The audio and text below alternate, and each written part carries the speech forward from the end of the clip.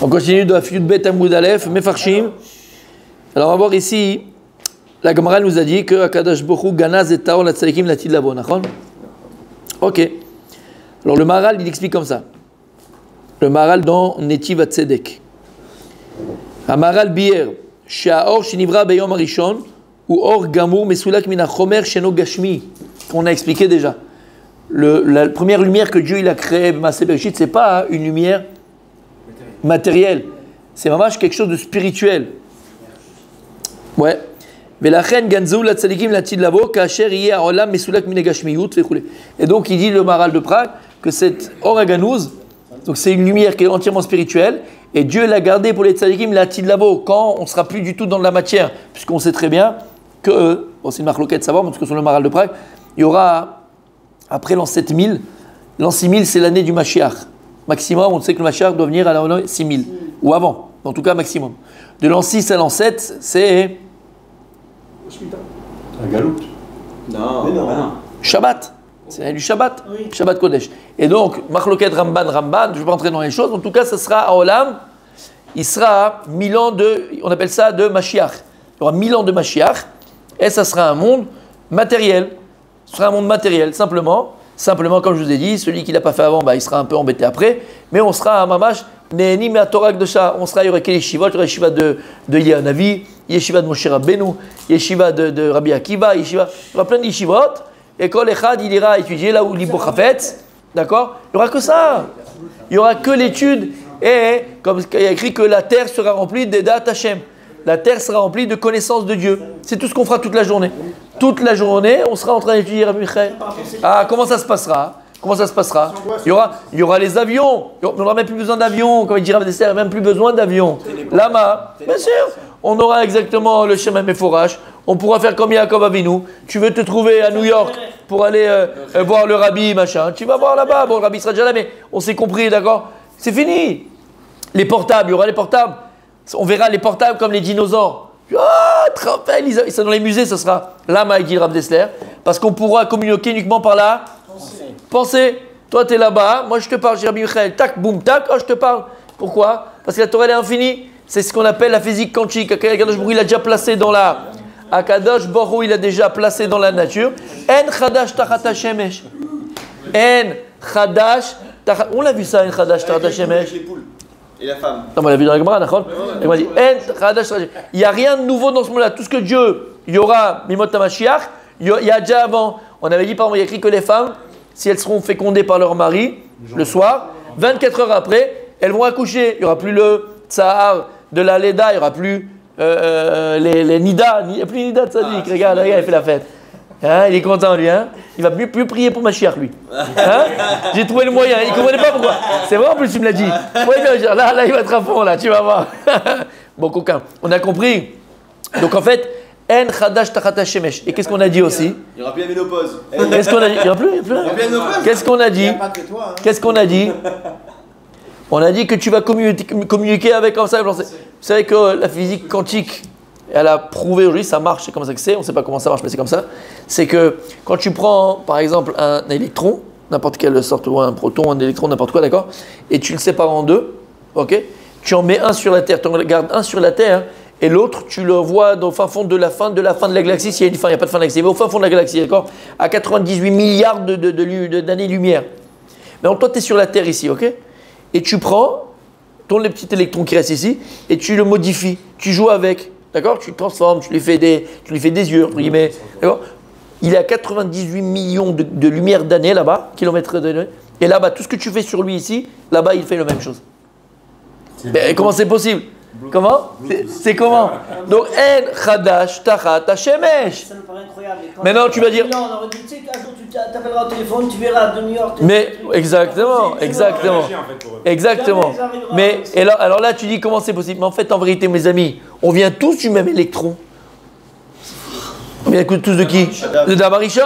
Donc, tout ce qu'en vérité tu feras dans l'un, tu feras dans l'autre. Donc, tout ce que tu penses penser dans l'autre. Donc, tout ce que tu. Et il y a des tzadikim, messieurs, de notre génération et des générations qui sont passées, qui étaient, Bémet, déjà, que Yom Mashiach. Ils sont tellement arrivés au niveau d'Adam Rishon dans la faute, Que comment il peut venir dans ton rêve, te parler, te dire, intervenir dans... Comment il peut faire une chose pareille? Mais parce qu'on est tous liés. Alors nous qui sommes égoïstes, nous qui pensons qu'à nous-mêmes, nous qui sommes malheureusement enveloppés de couvertures qui ne sont pas de très bonne odeur. Non, non, je parle de Averot et de ce que tu veux. Alors on n'est pas libre de pouvoir exactement faire ce que l'on pourrait faire avec le potentiel que Dieu a créé. Mais les tzadikim qui font pas ça, ils font ce qu'ils veulent. Parce que Dieu leur a donné la possibilité de le faire. Et donc la Lavo, c'est ce qui se passe. Alors qu'est-ce qu'on a dit? On a dit de l'an 6000 à l'an 7000, et Mot HaMashiach. Et comment ça se passera, mon tzadik? Comme aujourd'hui. Comme on a dit que l'Imouda Torah. Comment on va travailler? Comment on va travailler? Si, on aura les nations travailleront pour Israël. Ah ouais? Ce ne sera pas des esclaves, frère des pas du tout. Ça sera exactement ce que c'est exactement ce qui se passera, ce que Akadosh avait prévu entre Yaakov et Esav. Yaakov, Ish, Tam, Yoshev, Walim. Esav devait subvenir aux besoins de Yaakov. C'est tout. Il devait servir, entre guillemets, le plus petit. Et c'est ce qui va se passer. Les nations travailleront, parce que de bien, et nous, simplement, on aura l'usufruit de tout ça, on va le créer, machin. D'accord? Ok. Et donc, ça sera exactement pareil. Il y aura les arbres, il y aura le machin et tout. Par contre, à partir de l'an 7000 jusqu'à l'an 8000, c'est fini. Ça sera un monde sans Gashmiout. On sera arrivé à ce que Adam Arishon aurait dû faire. Ce que Adam Arishon aurait dû faire en une semaine, entre guillemets, au temps d'Adam Arishon, Yom Shishi, Shabbat, il serait arrivé au 8e. Et c'est quoi ça? C'est fini. Il se serait déshabillé de son corps. Et simplement, maintenant, on est quoi? Voilà, on n'est que lumière. On n'est que Neshama. Et ça ne sera plus du tout ni manger, ni boire, ni manger, ni ces choses-là. Et Mamash, et c'est ce qu'il dit ici le Maral de Prague. Le Or HaGanouz, c'est la lumière de l'an 8000, entre guillemets, d'accord? Ou de l'an 7000, quoi, de 107 à 8, où là, il n'y a plus de corps, il n'y a plus de Gashmiout, il n'y a plus de matière. On sera Mamash, ni Miziv, Ashrina. Quand il y a des morts cliniques, souvent, après ils se réveillent, ils racontent qu'ils ont vu une lumière très très forte. Tout à fait. Tout à fait. Alors non, cette lumière-là, c'est pas l'Or HaGanouz. Non, non, non. Blanche. Exactement. Ils disent tous la même chose. Comment? C'est le corps, il meurt. Le corps, il meurt. Mais c'est un déshabillage. L'identité de la personne, elle existe. C'est la conscience. C'est la conscience. La conscience, c'est reste les olam. Exactement. Exactement. Tu te rhabilles dans la conscience principale. Ouais, voilà, je vais pas dire, mais. On n'est pas des individus comme on est aujourd'hui. Voilà. On revient à la conscience. Tout à fait. Première, exactement. Et à l'an 8000, qu'est-ce qui va se passer? Et après, Hachem Echad ou Shum Echad, on ne sait pas. Comme avant, on ne peut pas savoir, après, on ne peut pas demander. Comment? C'est écrit dans la Gemara, c'est écrit dans le Zohar, c'est écrit partout. Donc c'est des rabbins qui l'ont interprété. Non, c'est comme ça qu'on a reçu de Moshe Rabbeinu. Torah Shebeh Alpeh, c'est qu'on a reçu depuis Moshe Rabbeinu. Après, comment ça va se passer dans les détails et dans les machins, si ça y a des marloktot. Et comme elle dit, Aïn Loraata, Mehmet, tu pourras dire ce que tu veux sur ce cas, tant qu'on ne l'a pas vu, tu ne peux même pas t'imaginer ce que ce sera. C'est rien par rapport à ce qu'on peut décrire, par rapport à ce que ce sera. Aïn Loraata, donc oublie. Il a fait, exactement. On a un kivoun, on a une direction, mais voilà, mais on ne sera jamais. Ok. C'est clair? Boulot. L'intelligence artificielle.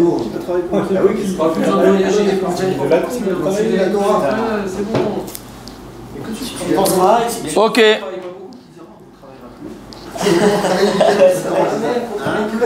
Alors, je ne vais pas rentrer dans ça maintenant parce que bon, ça va Rosh Hashanah, on n'a pas beaucoup de temps de toute façon, c'est pas mais ça n'a pas de Rosh Hashanah, mais ce serait magnifique de le faire. On le fera, Yom Sheni, Yom Shlishi, Yom Revi, d'accord? On aura le temps. Il y a juste une marloquette de savoir dans Maseret Yoma comment le monde il a été créé.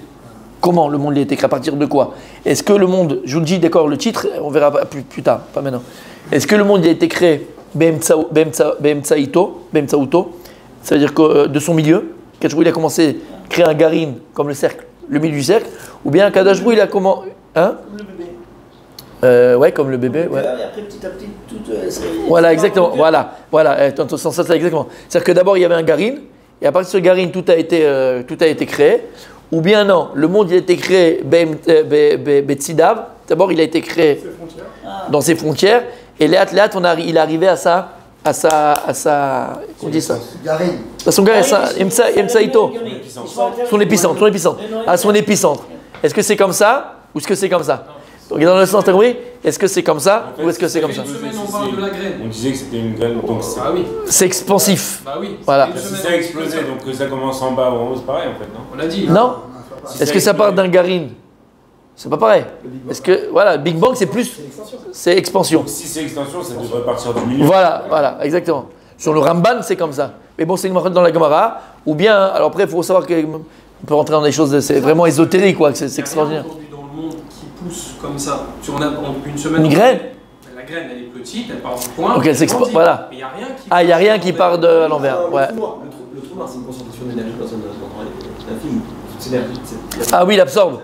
Il absorbe. Mais c'est pas une chose qui se construit. Comment? On voit dans la Torah du trou noir. Du trou normand, mais pas du trou noir. D'accord. On veut poser une question sérieuse.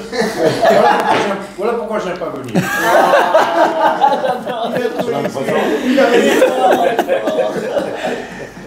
Aïe. Non, je sais pas, j'ai jamais vu. Non. En même temps, le trou noir, c'est pas quelque chose qui se crée aujourd'hui. Non, c'est déjà créé, ouais. Ok, maintenant on va voir une chose importante. Il y a écrit que lorsque il a créé le monde était en gestation. Il a écrit Ga'arbo, quand il a crié, Kabiachol il a hurlé, et le monde il s'est posé. Alors il dit comme ça, Besefer un Yaakov bier shaolam ratzal itrachev adenketz, kmo olam haba. Lorsque lui a créé le monde il a voulu à chaque fois, et on sait que de toute façon jusqu'à maintenant, même si Akadosh il a fixé le monde, on sait que l'univers est en perpétuelle expansion. Alors avant, les gens pensaient que l'univers il est figé. Merci Charles. L'univers il est figé. Non, on sait que l'univers il est en expansion. Mais malgré tout, comment? Il a une fin, mais il est en expansion. Oui, Mais ils savent qu'il a une fin, exactement. Voilà, et donc s'il a une fin, c'est une des preuves que certains veulent dire. S'il a une fin, c'est qu'il a un début. Exactement. S'il a une fin, c'est qu'il a un début. Mais en tout cas, même s'il a une fin, il est en expansion.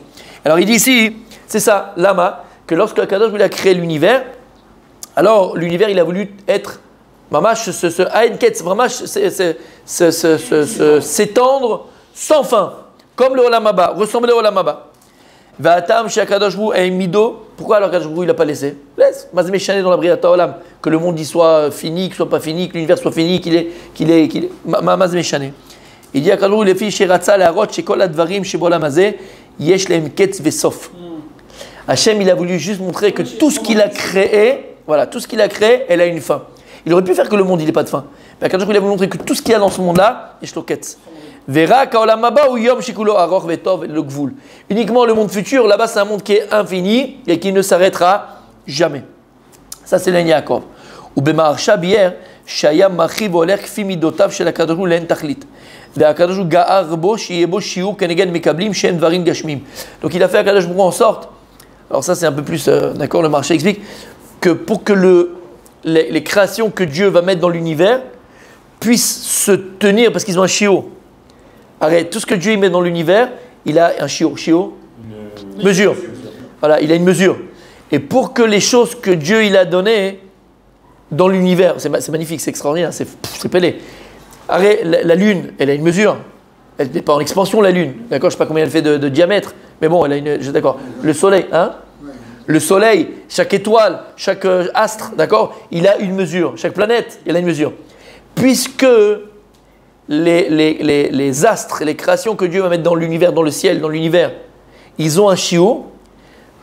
Alors Akadosh Baruch il a donné aussi un shiur à l'univers. Ça veut dire quoi? Si on comprend ce que dit le Maharsha, ça veut dire que chaque chose est à sa place, mais plus que ça, c'est-à-dire que la mesure que Dieu il a donnée à chaque chose, il est en fonction de la mesure de l'univers. C'est adapté. Voilà, exactement. Parce que si jamais l'univers était sans Ensof, alors Akadosh Baruch Hu, au Kabiachol, il n'y aurait pas pu avoir de mesure pour ce qui forme l'univers.